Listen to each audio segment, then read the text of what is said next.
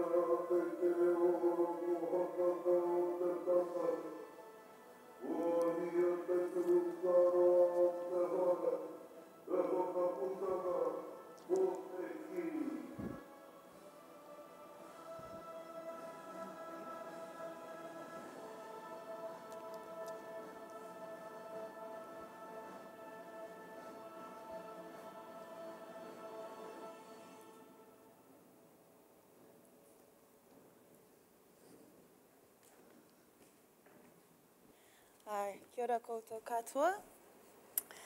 He mihi mahana kia koutou ki te tai rāwhiti, ko Hukirangi te maunga, ko Whitu Matarau te maunga, ko Waiapu te aua, ko Hene Rupe te marae, nō reira ko Ngāti Parau te iwi, ki te nota, ko te Ramaroa te maunga, ko Whirinaki te aua, ko Hokianga te moana, nō reira ko Ngāpuhi te iwi. Tū ana tēnei mokopuna nō ngaiwi o Ngāti Parau, Ngāpuhi te rarawa hoki, nō reira tēnā koutou katoa. Kia ora koutou, my name is Marama Davidson, and I speak as uri of my iwi, and on the platform of being a Māori woman and also a mother. So I'm standing also because I have some notes to try and keep me on track in the 20 minutes that we've been given. And I really would like to thank Dr. Leone Pihama and Marley and the Institute for inviting all of us here today and looking after us so well. It's been a wonderful day and I felt very manakied and looked after throughout the day. Very, very honoured to be up here with my tungane, Tim and Ruakere, and the work that they are speaking of is exactly the work that we need to speak out about and support in our efforts to protect our environment. But today I'm wanting to reflect on the relationship of wahine tūpapa tūanuku and our specific roles as kaitiaki and defenders of our lands and seas and people. And the video that Tim just put up just blew me away and reminding us of the bodies of water that surround us and our motu and how important they are, particularly here in Aotearoa, and what a big job we have to rebalance and restore the wrong that has been done by us to all of that. As Sarah Jane mentioned, I'm going to focus on the wahine voice, and particularly how the voices of wahine are sometimes treated and what this means for our roles as kaitiaki of te TAIAO. So my kōrero is mainly about our voice, and I use my own journey to illustrate some of the issues that wahine face in attempting to enter this dialogue, because I'm not an authority on much, but I'm definitely an authority on my own journey. So when we talk about our own journeys, you know, ko wai tēnei, who am I really? What are my sleeves? When we speak out, we do so from a perspective, and that is important when we consider a wahine voice, because I consider myself an advocate for social justice and environmental justice, and I cheekily seek spaces and opportunities to weave a Māori woman's perspective through as many debates as I can get my hands on. Tim's video also reminded me that almost 20 years ago now, as a university student, I embarked on a 4-week journey on single kayaks with 5 other tāne.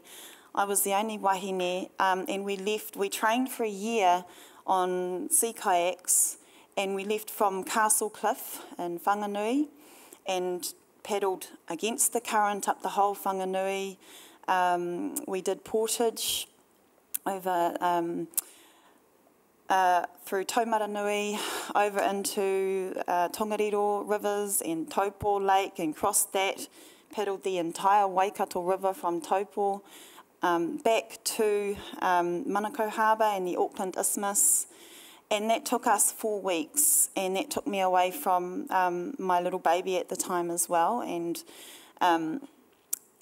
it just made me realise that, one, my connection to our waters has always been important to me, but also I've worked really hard to ensure there's a wahine voice, especially when it doesn't look like there's going to be one. So being the only woman on that journey with 5 other tāne who supported me, I was, 20 kilos lighter, and a metre shorter than most of them, but I had other things to contribute that were essential to us travelling as a group. And I may have had to paddle, 10 strokes to their 1 just to keep up. But there was a wairua that only I as a woman could contribute to that group as we travelled as well. And so it's about understanding that no collective is whole without the pieces of all of us. So thank you for that reminder of our beautiful awa throughout the motu. I'm fiercely proud of my upbringing and childhood in my Hokianga homeland, in Whirinaki and Motukrake on those marae, and also my time as an adult when I've lived in Te Tairāwhiti and Ruatoria and Te Araroa. But I do not claim to be someone that others might call steeped in te ao Māori and tikanga Māori. I am undeniably Ngāti Porou, Te Rarawa and Ngāpuhi, and I represent a number of us who are finding our way still to our reo, finding our way to our histories, finding our way to our Kaupapa Māori voice, finding our way to our strength and belief that we even have a right to stand, and finding our confidence to stay in the light of the moon simply as Māori woman. So that is the importance, that brings me to the importance of women, and that is not to dismiss or forget the solid mahi of our tāne, which is everywhere, who are my warrior brothers, because my central tenet of mana whānau, or ensuring that the well-being of whānau is at the core of our everyday walk, cannot exist without acknowledging mana tāne, mana wahine, mana rangatahi, mana mokopuna, mana kaumātua, and so forth. But in my work, I proactively and purposely call for the moonlight to shine bright on the stasis of our wahine, because I am a woman and a mother, and that leaves me to be able to support the vital work of uplifting our tāne that others are doing, with the knowing that I can never be an inside voice to that work. This positioning of myself is important, not ever to justify my voice, because I claim the space to speak with absolute gumption, and I accept that everything I submit can be challenged, and I have to be prepared to both stand by my whakaaro or reflect and learn from valid criticism of it. And this is where I come to my heroes, our heroes, who I acknowledge as warriors at all levels and who have given so much of their lifetimes fighting for all of us. And the tupuna swirling around in this room at the moment include Whaia Eva Ricard and Kui Whenukupa, and acknowledging that Angeline Greensell, whose name was on the program, but she is right in the middle of doing the very work of protecting her rohe and her people, and so is unable to bless us with her insight, but needs strong acknowledgement of her work and many others like her. With Eva Ricard and Whenukupa, we recall that iconic image of her, also with Tita Whai Harawira, who is still going strong. And last week I attended the ceremony of Dame Ngāneko Whaia Minhinik, who received her Queen's Honour Medal for her services to Māori and the environment. We can talk about those on the front line in different fields, the Annette Sykes, Animi Kairi, Dr. Linda Smith, Dr. Leonie Pihama, Aroha Mead, Dale Takitimu, women who show me that it is possible to keep doing the work for our people and that we need to keep doing it. And these are some of our known warriors, and there are so many lesser sung ones, and I think about my local marae and Manurewa and our nannies and kuia of that community, who literally are forging robust relationships with the disconnected whānau in Manurewa who will not trust anyone except for the nanny who rocks up and forms a profound relationship over months and months and months to help those whānau choose and determine better paths for themselves. that no other agency, particularly government one, was ever going to be able to do on their own, because they're not coming from a place of genuine well-being, wishing for genuine well-being for our whānau, and these kuia actually can give the growling that is needed when it is needed, because they're coming from a place of genuine aroha and manaaki for their community. And then there is the cleanliness community, also many women and young women trying to save their polluted rivers and their state homes. And I'm in awe of all of these groups and all of these people, because I've been opening my mouth only since a metaphorical 5 minutes ago, really, and already I'm exhausted. And so I've realised how much more there is to do and to learn because of these people that have gone before me. So we are papatua nuku because we are mothers and we are the earth. And if we look at whakapapa, and I'm now going to go through, I talked about I would use my own journey and putting my own voice out there as an example. So now I'm going to run through my reflections and my understandings of what protecting the environment means for me. And so I look at whakapapa, our connection to each other and to a place, and also to forever in time. Whakapapa has also never been solely about biological connection either, and so we've had whāngai, not just among whānau, but even across iwi. I've got some Ngāpuhi elders in my Ngāti Parau rohe who are buried in Ngāti Parau because they lived there all their lives and became, by way of whāngai, Ngāti Parau. And so the beauty is that we carry whakapapa with us no matter what, and including whether we even know what our whakapapa is.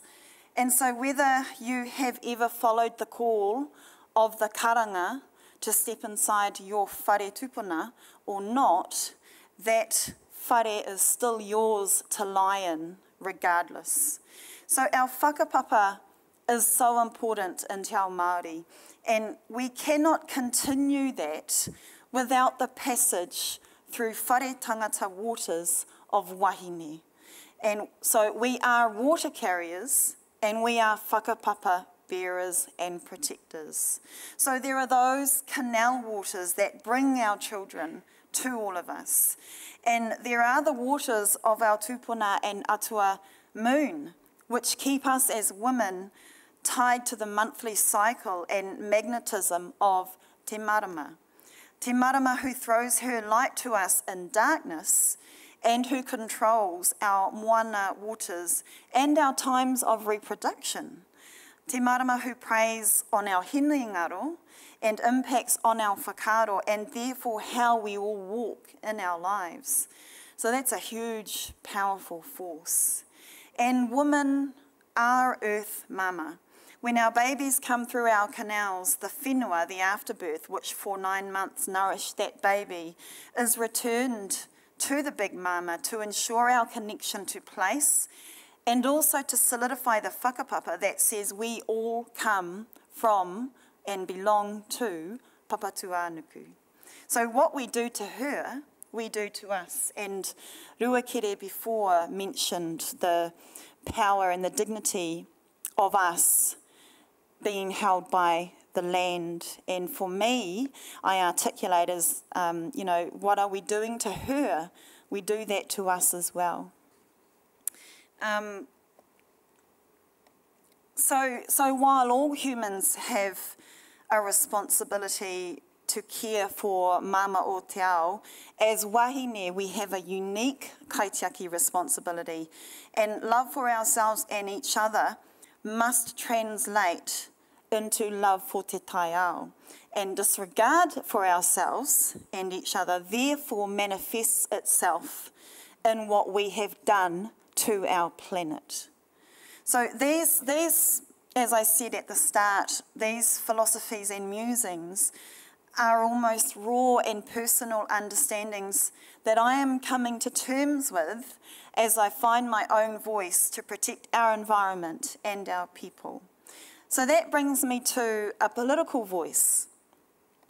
So I've talked about some of the ideologies, if you like, and those are the perspectives I try and find a space for in any public or political arena. Women have always been societal leaders of change, and that will and must continue, but also our women's voices are often marginalised and sometimes even terrorised, and I include our own Māori Forum in that. And this is why today we still have, for example, central government representation of all women lagging around a shameful 32%-ish. Local government is even lower, somewhere around 28%. And so Māori women is even lower than all of that. But just today I was speaking with a friend. I'm delighted with what seems to be a bit of a surge right now in Māori women putting their hands up for local government elections that are right on top of us, and some even for mayor positions. So around the motu there are women who I guess are realising that our voices are needed everywhere and that the absence of them has been quite destructive, and so this pleases me. But you know, there are some huge dynamics around the historical context of women not putting themselves forward, and mostly it involves patriarchy. And I get myself into trouble every time I use that word, but whatever word you want to use, it has caused Māori women to sit back more than we should have. So down with it, whatever word you want to call it. Because our voices are essential to the protection of our environment for future generations, but who can blame women in particular for not always putting ourselves in that public front line? And just this morning we heard Dame Anne Salmon talking about, you know, all credit to her, she used her position and her public profile to speak out, to stand for democracy and to speak out against the spying legislation. And she got absolutely kicked in the head for that. And she has lived lifetimes of wisdom and learning and experience, more than I could ever imagine, but she was still pushed to stand and say that wasn't nice. And as someone who has sometimes been attacked for putting an opinion forward, it really isn't nice. And so we haven't made this space appropriate for many people, especially and including Māori women, to enter into. And recently, we had Moana Maki, Lewissa Wall and Nanaia Mahuta labelled as sellouts by my uncle Willie Jackson for not supporting another one of my uncles, Shane Jones, in the current Labour leadership debate. And Willie Jackson went so far as to say those women are breaching tikanga by not supporting Shane. And if we step away from the party politics of it all, I can stand here and say that Māori whakapapa does not always guarantee Māori advocacy. And I would not support Shane Jones purely on his environmental and economic views, and apparently that would earn me a title of sellout from a man who has a huge media platform. And I squint my eyes hard on Sunday morning political programming to hear and see the wahine Māori political commentators who represent my voice and my views. And this can be said across all media and political debates. Where are the platforms where our wahine can call this sort of commentary to account on the basis of the issues? As with anything that I put out in public, all issues should be open slather to critique, and this does not mean having to attack people personally, But to stand here and call out Shane Jones on his lack of environmental and economic vision, and to call out Willie Jackson on his unjustified attack on 3 hard-working, solid Māori women, is a crazy thing to do. Whoops. The thing is, those platforms, for example, that those men have are powerful. Shane is influential. Willie is influential, if not in anything other than putting other women off to bother to speak out. And this is what I have heard and keep hearing in my own journey of speaking out. And also, Māori women bear a whole lot of life that creates further challenges to get over before we stand and kōrero. We are the ones disproportionately impacted on by domestic violence, by poverty, by the responsibilities of raising our children. We have to get kai on the table and feel confident about who we are and hang the laundry on the line and bugger politics after all that. This is how this colonised world has kept us at bay. But we are seeing change, and I mentioned what could be a record number of Māori women putting their hands up for local politics, but Indigenous groups around the world are taking their place as leaders to oppose deep-sea risky oil drilling, fracking, mining, and so forth. And the Idle No More movement is an Indigenous solidarity movement originating in Canada and spreading around the world, led by women, to better protect our living systems, especially from corporate control and greed and human destruction. And Dame Anne Zalman said it all in her kōrero this morning. We've damaged our waterways with our outdated thinking, and I acknowledge again the kōrero of Ruakere in his rohe and parihaka. And we are damaging the planet with this thinking, and we damage each other with that same disregard. But our people once were scientists. Mātauranga Māori, Indigenous thinking around the world can help change this for the better in collaboration with groups, community members, and just ordinary families of all nations and backgrounds who have a kinship of care connection to their neighbourhood and to their community. So yes, our wahine kaitiaki voices are essential at all levels, and I promise I'm almost there.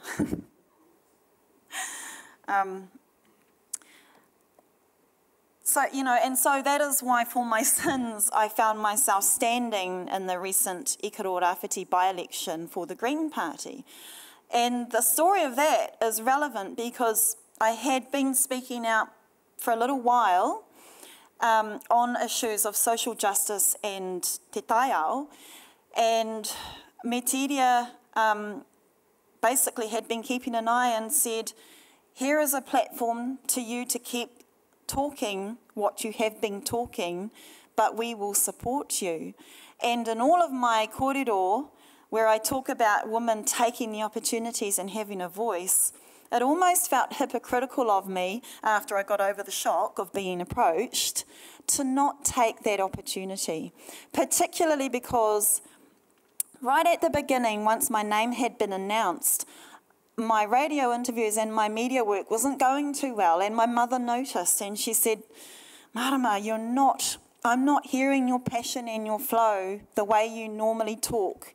I'm just not hearing that from you. What has happened? And I said, I don't know. I think I'm putting pressure on myself to be a politician and to understand Green Party policies, and that's hampering me a little bit.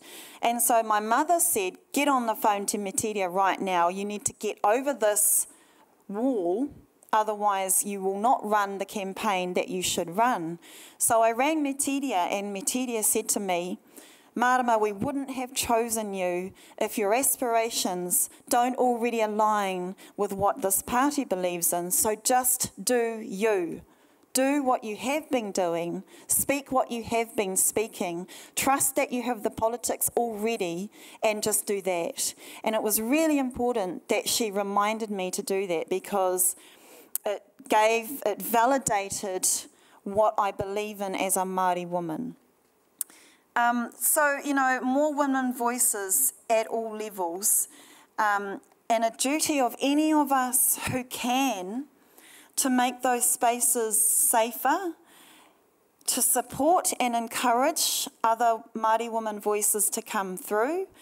So I've been on the phone with various wahine who are standing for local body elections, and just moral support goes such a long way to helping someone keep talking. And I know that because of my own experience. And so, you know, finding those simple things that we can do as individuals to support and have solidarity with others. And the mahi on the ground has to continue. The planting the trees on the riverside, the picking up the rubbish, the cleaning the oil from the beaches, the protests, the poetry, the waiata, the te reo journeys, all of that has to continue. And doing it in collaboration. Again, Dame Anne talked about finding our partners who aren't always Māori, finding our partners who share the same common beliefs of protecting our environment for future generations. I have a poem to finish. Okay, so I want to acknowledge my brother Antonio Te Maioha,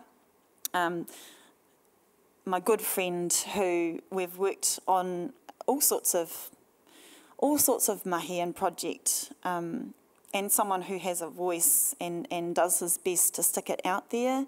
And him and I were part of a river restoration project in Glen Innes that is still going. And on this particular day, it was a community call to action for that community to come and restore their river, led by Tāmati Patuwai, an amazing visionary community leader. And Antonio did some spoken word. We performed all of our items along the riverbank, and I was one of the last items at the end where I stood in the middle of the river on a recycled raft that a Fijian man had just whipped up hours before I stepped onto it. Stood in the middle of the river dressed as papatua nuku, dressed as an atua, with a megaphone, and did a karanga as papatua nuku, basically calling to my children to help restore her mother. And so this is just a little bit of a poem to finish off this kōrero. Thank you all very much for your time.